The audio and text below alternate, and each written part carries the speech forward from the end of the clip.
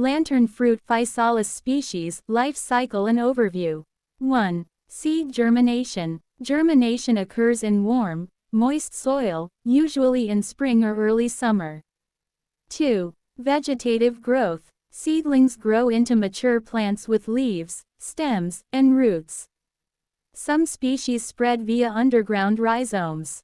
3. Flowering. The plant blooms with small, bell-shaped flowers, typically white or yellow, that attract pollinators like bees. 4. Fruiting. After pollination, the calyx swells to form the lantern-like structure, enclosing the developing berry inside, often yellow, orange, or red when mature. 5. Fruit maturity and seed dispersal. As the fruit ripens, it attracts birds and animals that help disperse the seeds.